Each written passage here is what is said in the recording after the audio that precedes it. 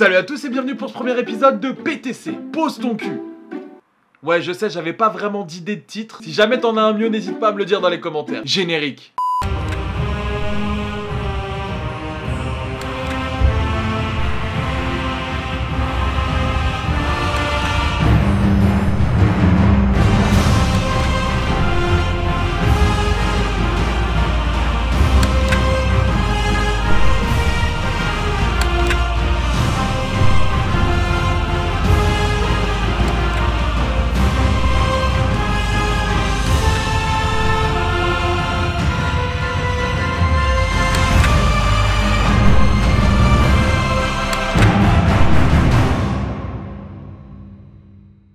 Chaque pays possède des légendes, parfois totalement fictives, mais souvent inspirées de faits réels. Et aujourd'hui, c'est de l'une de ces légendes dont on va parler. Alors pose ton cul et laisse-moi te parler du plus célèbre sabreur du pays du soleil levant.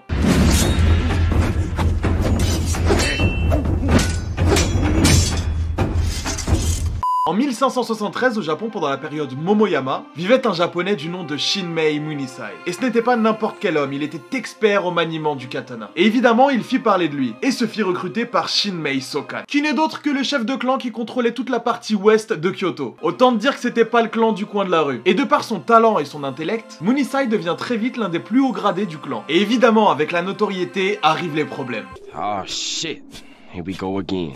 En effet, Munisai fut repéré un jour par le shogun Ashigaka. Les shoguns étaient un petit peu comme des généraux militaires.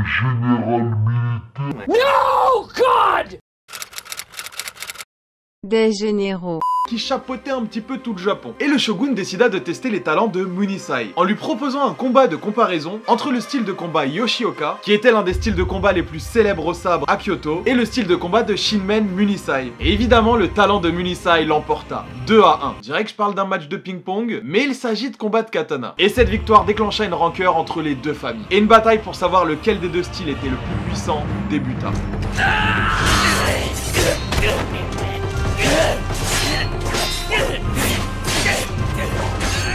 C'est marrant, ça me fait beaucoup penser à un shonen, l'histoire japonaise. En 1584, Shinmei donna naissance à un fils, Shinmen Benosuke. Ah oui, parce que je vous ai pas dit, mais Munisai c'est pas le héros de notre histoire. Mais il s'agit en fait de son fils, aussi connu sous le nom de Miyamoto Musashi.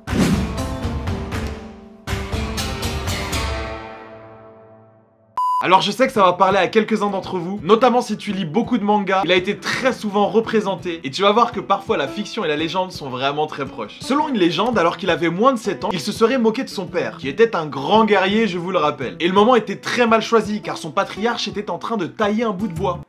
Il avait donc une lame dans la main. Déjà, mon père avec une claquette dans la main, j'évite de l'embrouiller. Alors une lame, attention. Et évidemment, l'homme au sang chaud qui avait vécu des dizaines de batailles s'énerva soudainement des moqueries lancées par son fils et dans un élan de rage, il lui jeta le couteau sur la figure. Chez moi, on était plus sur un lancer de claquettes. J'ai pas trouvé la paire de claquettes, alors je vais lancer ce couteau, passe-le ça à ma grand-mère. Mais Miyamoto Musashi, qui possédait déjà de très bons réflexes, évita le couteau d'un simple mouvement de tête. Et son père s'énerva alors encore plus et jeta un second couteau. Ouais, je sais, en termes d'éducation au Japon, en 1584, c'était pas la folie. Mais Musashi esquiva aussi ce second lancer. Et énervé par son insolence, son père décida alors de le chasser du domicile familial. On est quand même là sur une éducation assez énervée. Et là, normalement, tu commences à la sentir, l'histoire qui sort d'un shonen. Musashi trouva alors refuge chez son oncle, qui était un moine propriétaire d'un monastère. Et son père mourut quelques années plus tard dans un duel quelconque, voilà, c'était un bon guerrier, mais se souviendra quand même plus de son fils. Ayant hérité de l'éducation d'un paternel expert en katana, Musashi Miyamoto décida de continuer dans la voie du sabre. Logique, si ton père il épluche des patates, tu vas pas commencer soudainement à éplucher des carottes. Non, on reste toujours dans... Non, c'est pas logique en fait. T'aurais pu aussi devenir paysan. Une vie simple fait d'air pur et d'eau fraîche, c'est pas mal aussi. La guerre, c'est pas... Surtout à l'époque. Il y avait pas le mercurochrome, le pansement des héros. Tu pouvais mourir à n'importe quelle éraflure. Attention. Mercurochrome, le pansement des héros. Il mit alors à profit ses années passées au monastère pour pouvoir améliorer ses techniques au sabre, qu'il avait hérité de son père. Puis il gagna son premier duel au sabre en tuant son adversaire, Harima Kiei, à seulement 13 ans. Moi, je faisais du yo-yo à 13 ans. Ce qui signale le début de la légende de Miyamoto Musashi. En 1600, et alors seulement âgé de 17 ans, mais étant déjà un très bon sabreur, il participa à la bataille de Sekigahara. Une bataille très importante dans l'histoire du Japon, qui mit fin à l'époque Sengoku. Et attention, là, je te parle pas de Dragon Ball Z. Pour enchaîner sur le début de la période Edo. La bataille fut très difficile et dura plus de 24 heures. Et attention, c'est pas 24 heures dans une tranchée à tirer au piou-piou. Non. Là, on est sur des combats au sabre. Mais malheureusement, le camp de Miyamoto Musashi perdit, suite à la trahison du daimyo Kobayakawa Hideaki. Comme quoi, des enfoirés, il y en avait à toutes les époques. Ouais, ça change pas en 2020. Et comme si ça ne suffisait pas pendant la bataille, Musashi fut grièvement blessé et fut laissé pour mort sur le champ de bataille. Mais dans son malheur et suite à cette bataille, débuta 250 ans de paix au Japon, qui unifia tout le pays. Et suite à cette bataille, on n'entendit plus parler de Musashi Miyamoto. Tout le monde pensait qu'il était alors mort pendant la bataille.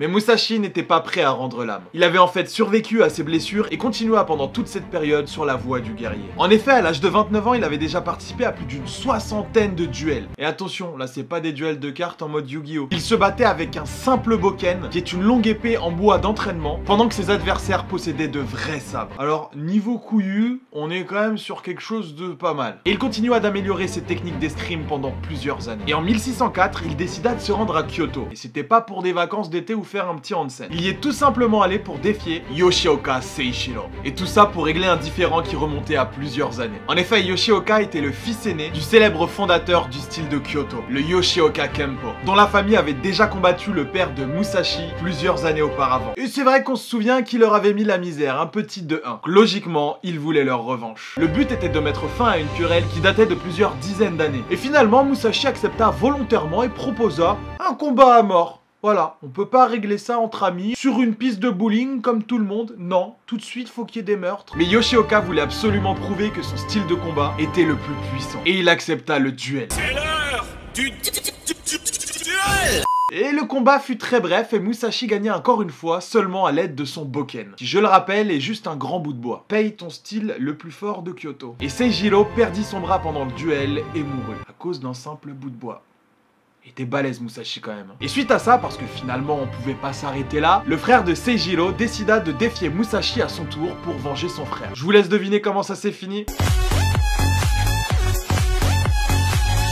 Le frère de Seishiro se retrouva avec le crâne fendu en moins de quelques secondes. Tout ça avec un bâton, je le rappelle. Et heureusement, cette rancœur entre les deux familles s'arrêta là. Non, c'est pas vrai. Le troisième frère décida de défier à son tour Musashi pour laver sa famille de cet affront. Finalement, le troisième frère, Matashiro, savait très bien qu'il n'avait aucune chance. Il décida alors de tendre un piège à Musashi. Mais pour une fois de sa vie, Musashi arriva en avance sur le lieu du duel. Comme quoi, la ponctualité, ça peut servir. Et il arriva à déjouer le piège de Matashiro. Il le tua alors, et pendant la bataille, il détruisit à lui seul la totalité de l'école d'escrime de Yoshioka. Avec un bout de bois, je le rappelle, oh, si jamais vous aviez oublié. Certaines sources disent même qu'il aurait tué plus de 79 disciples du style Yoshioka qui l'attendaient en embuscade au pied du pain parasol. Alors est-ce que c'est du pain en forme de parasol ou est-ce que c'est un parasol en forme de pain? À toi de faire tes recherches. Et c'est là que Musashi utilisa pour la première fois sa célèbre technique des deux sabres, qui le renda encore plus célèbre par la suite. Parce que oui, à l'époque, les samouraïs se battaient seulement avec un seul sabre. Tous les trucs que vous voyez dans les mangas, c'est souvent du bullshit. Sauf si c'est Musashi, bien sûr, hein, c'est quand même... The boss of the samouraï, on va pas se mentir. Le mec avait tellement la classe que juste avant un duel, alors qu'il était censé affronter un manieur de lance, celui-ci lui dit simplement qu'un duel ne serait pas nécessaire. Et qu'à la place, il lui proposait de faire une partie de Go avec son fils. Le Go étant un jeu de plateau d'origine chinoise. Le but étant de mettre à l'épreuve les capacités intellectuelles de Musashi. Et le fils de Nagatsune était très fort. Mais pendant la partie, alors que les deux joueurs étaient absorbés sur le jeu, tout d'un coup, Musashi s'écria « N'essaie même pas !» Nagatsune était en fait caché dans la pièce voisine et attendait le moment opportun pour poignarder Miyamoto dans son dos. Mais évidemment, le cri de Miyamoto stoppa net Nagatsune, et Miyamoto retourna à la partie de Go comme si de rien n'était. Nagatsune comprit alors que les sens de Miyamoto étaient d'un niveau supérieur au sien, et s'avoua vaincu. Et quant à Miyamoto, il gagna la partie de Go. Musashi n'a jamais suivi l'enseignement d'une quelconque école, mais il a développé son propre style, qui était basé sur le maniement de deux lames et qui s'appelait le Nitoryu. Et là, normalement, si t'es fan de One Piece, tu commences à faire le rapprochement. Nitoryu. Nigiri. Toro. Salmon. Et il continua à faire plus de 60 duels, desquels il ressortait à chaque fois vainqueur. Et sentant l'âge venir, il décida pour son dernier duel de s'attaquer à une figure emblématique de l'escrime. Sasaki Kojiro du clan Mori. Ça fait un peu Duncan MacLeod du clan MacLeod, non?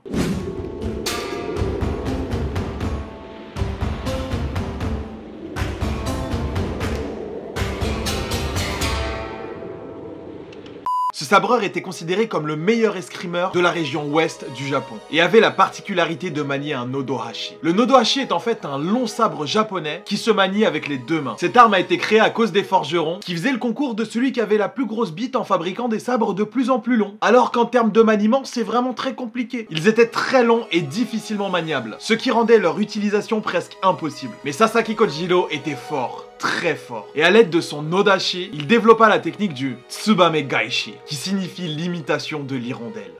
Qu'est-ce que c'est beau quand même les techniques en japonais. Tsubame Gaishi.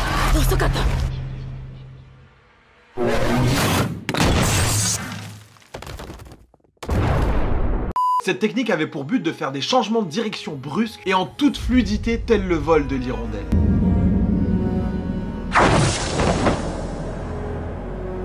Mais c'est quand même pour tuer des gens, donc c'est beau mais c'est moche un peu quand même. Et lorsqu'il s'entraînait avec son maître, qui lui utilisait des sabres courts, Sasaki Kojiro utilisait quant à lui son Nodashi. Et grâce à la pratique, il s'est transformé en ennemi naturel des sabres courts. Et il devint reconnu de tous, et il rejoignit la maison Yoshioka à Kyoto, la même école que Musashi avait détruit des années auparavant. Absolument tout les prédestinait à se rencontrer. Le 13 avril 1612, sur l'île de Funa, Musashi Miyamoto lança un duel à mort à Sasaki Kojiro. Et on est quand même là sur un combat épique de boss qui va clôturer la carrière de Musashi. Et comme pour la plupart de ses duels, Musashi ne combattit pas avec des sabres. Non.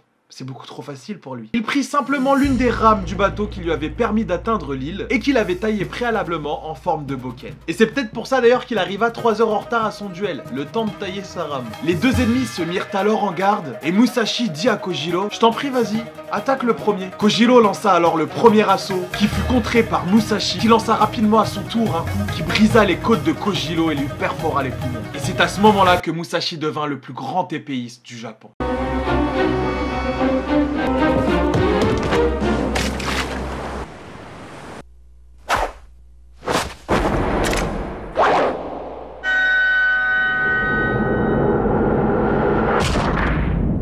Musashi était doté d'une force extraordinaire. C'est d'ailleurs ce qui lui a permis de développer un style de combat à 2 épées. On estime qu'il mesurait à peu près 1m85. À peu près comme moi. Sachant qu'à l'époque, les hommes japonais mesuraient en moyenne 1m53. Contrairement aux autres samouraïs de cette époque, il ne s'est jamais rasé le crâne et adopté la coiffure de ces derniers. On dit qu'il avait des cheveux longs avec plusieurs marques de cicatrices sur son visage. Il avait une vraie allure de combattant. Mais il possédait aussi un intellect supérieur à la moyenne. Calligraphe, peintre, stratège, philosophe et écrivain. Ses récits se transmettent encore de génération en génération au Japon. Et même si son école de combat a disparu suite à sa mort, sa philosophie, elle, continue de traverser les générations. Merci d'avoir suivi cette vidéo. C'était le premier épisode de PTC. Si jamais t'as une meilleure idée de titre, dis-le moi dans les commentaires. J'espère que ce format t'a plu et si c'est le cas, lâche ton meilleur pouce bleu. C'est très important pour que je sache si je dois continuer cette série. Dans les commentaires, dis-moi le prochain personnage que tu veux que je traite. Ça peut être n'importe quel personnage historique ou de fiction. Partage cette vidéo si tu veux me soutenir. Abonne-toi à la chaîne et active les notifications. Et on se donne rendez-vous samedi prochain pour une nouvelle vidéo.